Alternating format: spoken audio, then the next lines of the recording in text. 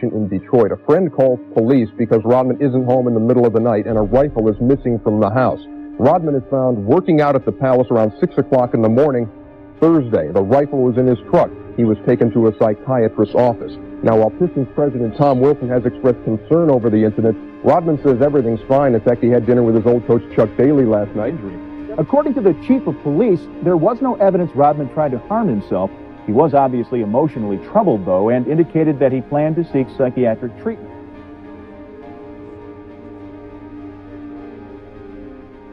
Dennis Rodman was at the height of both his brilliance and his chaos. After years of earning respect as the relentless heartbeat of Detroit's bad boys and navigating turmoil in San Antonio, he had something to prove not just to the critics, but to himself. When it seemed like his explosive behavior might end his career, a new opportunity emerged. Under the leadership of Michael Jordan and Scottie Pippen, Dennis was about to step onto basketball's grandest stage. But how could a rebellious, untamable spirit fit into the perfectly engineered machine of the Chicago Bulls? Would this be his shot at redemption or the final collapse of one of the NBA's most unpredictable figures? Get ready to dive into how Dennis Rodman became more than a basketball player. He became a cultural icon and a crucial piece of the greatest dynasty the sport has ever seen. Dennis Rodman sat in his car, barefoot, sockless, with a rifle resting under his chin. He was at his breaking point, contemplating the end. The team he had once called his family was gone. His ex-wife had taken his daughter far away. Dennis felt like he had never truly been himself, trapped in the chaos of trying to please others and figuring out who he was. Before pulling the trigger, he turned on the radio. Music filled the silence as a whirlwind of thoughts overwhelmed his mind. Exhausted, he fell asleep right there in the parking lot, surrounded by darkness and despair.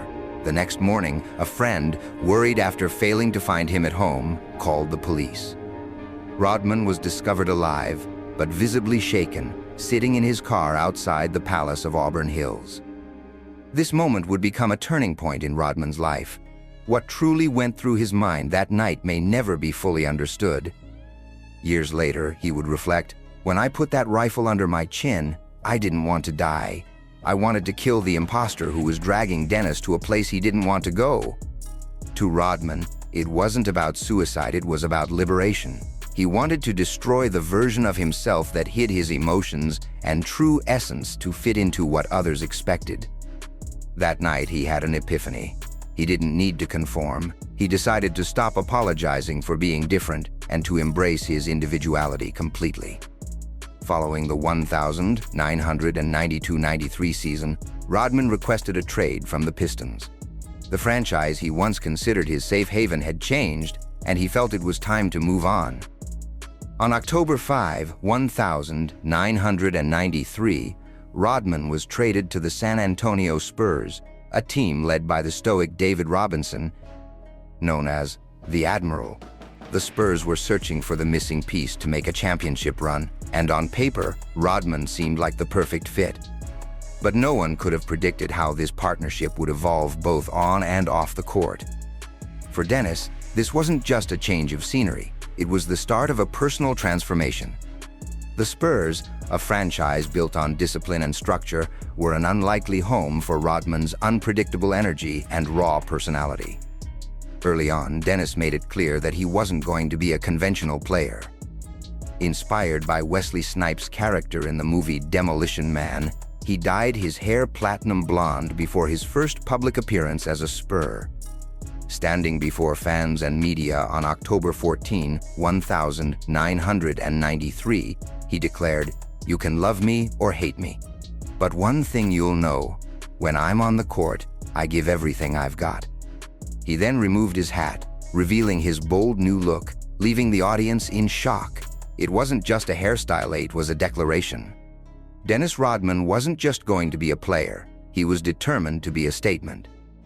Rodman's impact on San Antonio was immediate both on and off the court. As a player, he was as dominant as ever, continuing to lead the league in rebounds and defending with unparalleled intensity. His ability to predict where the ball would land before it even touched the rim was unmatched, turning him into a relentless force on the boards. But it was off the court where Rodman truly began to redefine himself. He embraced tattoos, piercings, and increasingly vibrant hairstyles: green, blue, red, even leopard print. Each look carried a message, an unspoken declaration that he was no longer going to conform to anyone's expectations. His evolving image wasn't just about rebellion, it was about freedom. For Dennis, it was proof that being different wasn't something to hide, it was something to celebrate. However, this transformation wasn't without resistance. The NBA, eager to maintain a clean image for its players, found Rodman's antics jarring. Many fans and officials saw him as a disruptor. But Dennis didn't care. He had finally found the courage to embrace who he was, no matter the backlash. Despite his excellence on the court, Rodman's relationship with the Spurs soured. His clashes with coach Bob Hill and teammates, including David Robinson, became public knowledge. Robinson, known for his calm demeanor, often struggled to connect with Rodman's fiery, impulsive nature. By the end of the 1994-95 season, it was clear that the Spurs and Rodman were heading for a split. Rodman's time in San Antonio ended on a bittersweet note. While he had found a new sense of identity, the experiment was deemed a failure by the team. In San Antonio, I was trying to find myself, and I did, Rodman admitted later. But his unpredictability had become a liability, and the NBA was unsure if anyone could handle him. That's when the Chicago Bulls entered the picture.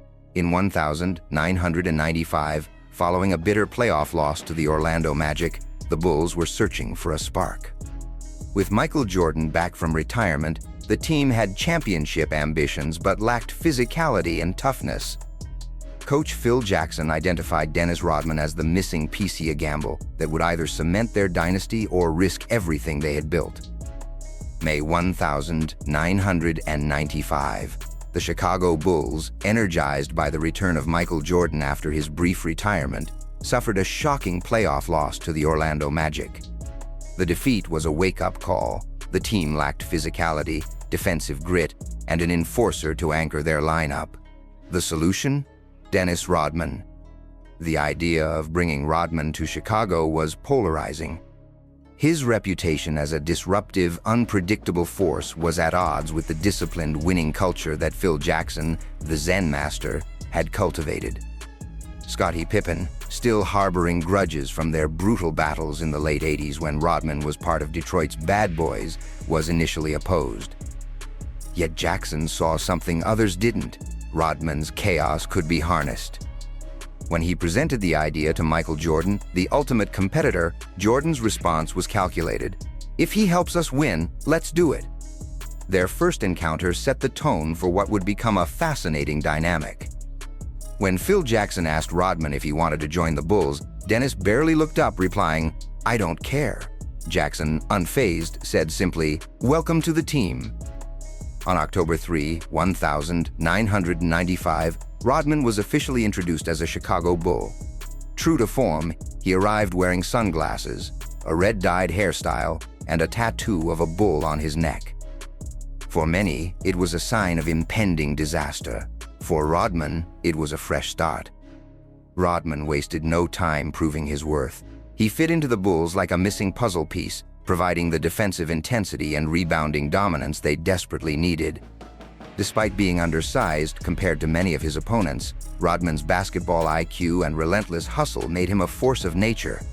Throughout the historic 1995-96 season, Rodman was a rebounding machine.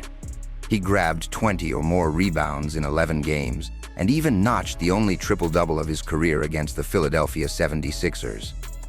The Bulls won an unprecedented 72 games, setting a record for the best regular season in NBA history. Rodman's contributions were vital not just as a player, but as a psychological weapon. His ability to disrupt opponents, both mentally and physically, gave the Bulls an edge in every matchup. In the 1996 NBA Finals against the Seattle Supersonics, Rodman solidified his legacy. He dominated the boards, recording 19 and 20 rebounds in games 2 and 6, including a finals record 11 offensive rebounds in each game. The Bulls captured the championship, marking Rodman's third NBA title but his first outside the shadow of the Detroit Pistons. For Rodman, it wasn't just a victory, it was validation. He had proven that he could thrive in a disciplined environment without losing his identity. Off the court, Rodman's fame skyrocketed. He released his autobiography, Bad as I Wanna Be, in which he chronicled his struggles, triumphs, and unapologetic individuality. To promote the book, Rodman staged a wedding dressed as the bride. The event was a media spectacle, cementing him as a global pop culture icon. Dennis had become more than an athlete. He was a phenomenon. His boldness inspired fans to embrace their uniqueness, making him a symbol of authenticity. But as the spotlight grew brighter, the pressure mounted. Dennis Rodman had achieved redemption in Chicago, but the balance between chaos and control would prove fragile. As the Chicago Bulls entered the 1996-97 season, they carried the weight of their historic 72-win campaign and a championship title. For Dennis Rodman, the spotlight had never been brighter. He was no longer just a basketball player, he was a global icon. Yet, with his fame came mounting pressures and an increasing struggle to balance his rebellious spirit with the demands of a championship-caliber team. Rodman's second season with the Bulls was a blend of brilliance and unpredictability. On the court, he continued to dominate as the NBA's rebounding leader, averaging an incredible 16.1 rebounds per game. His relentless pursuit of the ball and unmatched defensive intensity remained key to the Bulls' success. Off the court, however, Rodman's antics began to test the team's patience.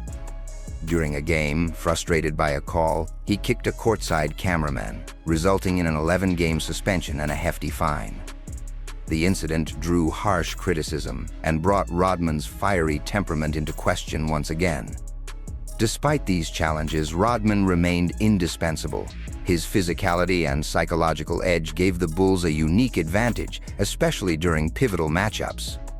The Bulls once again reached the NBA Finals, this time facing the Utah Jazz, led by Karl Malone and John Stockton.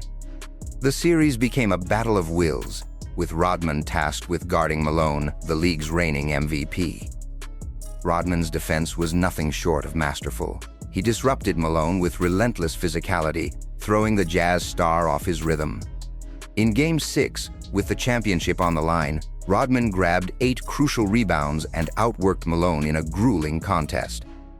The Bulls secured their 5th NBA title, and Rodman added another ring to his collection. The series cemented his reputation as one of the greatest role players in NBA history, a player who thrived in the most critical moments. While his basketball legacy grew, Rodman's life outside the game became increasingly chaotic. His relationship with the media was a roller coaster. One day, he was a headline-grabbing celebrity. The next, he was at the center of controversy. He launched a TV show, Rodman's World Tour, where he interviewed celebrities while embracing his role as a pop culture phenomenon.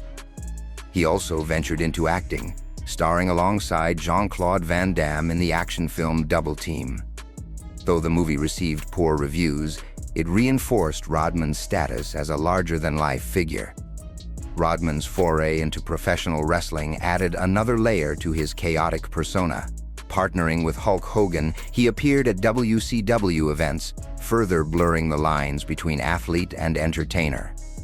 His absences from team practices during wrestling events frustrated the Bulls organization, but his on-court performances kept him in good standing with his teammates. The 1997-98 season was marked by tension within the Bulls organization. Scottie Pippen's contract disputes and Michael Jordan's looming retirement cast uncertainty over the team's future. For Rodman, the season was an emotional roller coaster. When Pippen missed significant time due to injury, Rodman stepped up as Jordan's primary support, yet his off-court escapades continued to create friction. Mid-season, Rodman requested time off to recharge. Coach Phil Jackson, understanding his complex personality, granted him 48 hours of freedom. Rodman's infamous trip to Las Vegas with Carmen Electra stretched well beyond the agreed-upon time frame. Jordan, frustrated but understanding of Rodman's value, personally retrieved him from Vegas. Remarkably, less than 24 hours after his return, Rodman was back on the court, delivering a standout performance. As the Bulls advanced to the 1998 NBA Finals, they faced the Utah Jazz in a rematch of the previous year. Rodman's battle with Karl Malone resumed, this time with added intensity. Off the court, Rodman made headlines again, skipping practice to appear at a wrestling event. Despite the distractions, Rodman rose to the occasion in Game 6. His defense on Malone was pivotal, and his relentless rebounding helped secure the Bulls' 6th championship. Jordan's iconic game-winning shot in the final moments sealed the victory, but Rodman's contributions were equally crucial in solidifying the Bulls' dynasty. For Dennis Rodman, the victory was bittersweet. He had reached the pinnacle of the sport once more, but the cracks in the Bulls' foundation signaled the end of an era. The 1998 NBA Finals marked the end of an era for the Chicago Bulls. Michael Jordan retired again, Scottie Pippen was traded, and Phil Jackson stepped away from coaching. For Dennis Rodman, it was a familiar story. Just as with the Detroit Pistons years earlier, the team that had given him stability and purpose was dismantled. Rodman's next steps in the NBA were marked by turbulence. In 1999, he joined the Los Angeles Lakers, a team led by the emerging duo of Shaquille O'Neal and Kobe Bryant. Despite his impressive rebounding stats averaging 11 rebounds per game in 23 appearances, Rodman's off-court distractions became too much for the franchise to handle. His stint in LA was short-lived.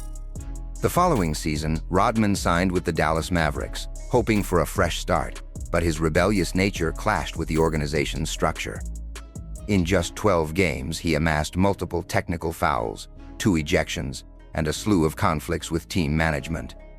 Mark Cuban, the Mavericks owner, later reflected, "Rodman was a great guy, but it was the wrong time for both of us." With his NBA career effectively over, Rodman faced an existential crisis. The game that had given him purpose was gone, and he struggled to find direction. His nights were filled with partying, drinking, and an endless search for belonging. He famously admitted, "I chose this life, but it's lonely. I just want to be loved." Rodman's struggles were amplified by broken relationships. He grew distant from his family, including the Ritchie family, who had provided him stability in his youth. His bond with his children was strained, and his relationship with his mother, Shirley, remained fractured. In 2011, Dennis Rodman was inducted into the Naismith Memorial Basketball Hall of Fame. Wearing an extravagant suit and visibly emotional, Rodman delivered a raw and heartfelt speech. "I could have been dead. I could have been a drug dealer. Basketball saved my life," he admitted. He expressed regret for not being a better son, father, and friend, but he also thanked those who had supported him: Chuck Daly, Phil Jackson, and Michael Jordan.